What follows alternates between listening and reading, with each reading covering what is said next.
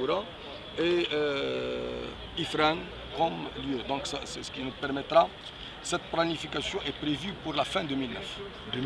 2009. Avant l'année 2009, nous allons mettre en place ce dispositif. À l'échelle nationale. À l'échelle nationale. Bon, à l'échelle nationale, il va englober la moitié des provinces et préfectures du découpage administratif actuel, qui est actuellement de 69 provinces et préfectures, pour lesquelles nous allons passer à 82 avec les 13 provinces qui ont été annoncées suite à l'accord de Sa Majesté le Roi.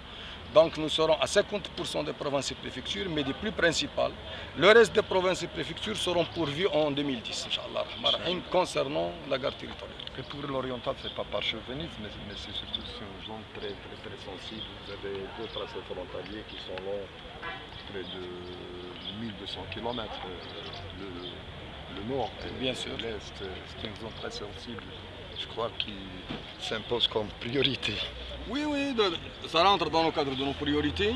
Ça va dans un plan global parce que nous raisonnons à l'échelle nationale. Ouais, donc pour nous, toutes les zones sont sensibles. Deuxièmement, nous avons commencé par Berkane. Pourquoi? C'est une priorité qui a été donnée par le ministère de l'Intérieur, par la wilaya, par la province, vu le développement que connaît cette province, qu'elle va connaître encore mieux avec la mise en service de la station balnéaire de Saïdia, rentrant dans le cadre du plan Azur. Mais elle sera accompagnée, nous allons couvrir toutes les provinces. Oujda, Angad et Nador, avant fin 2009, et les autres provinces seront touchées en 2010, donc ce qui fait que c'est un raisonnement à échelle nationale.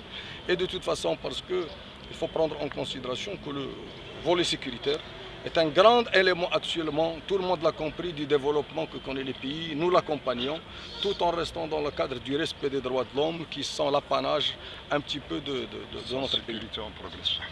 Voilà, comme vous le dites, donc on ne pourra que progresser qu'avec la sécurité. C'est ce qui a été un des grands atouts de ce pays.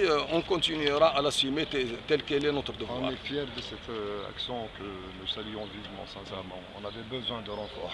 Je vous remercie pour le compliment.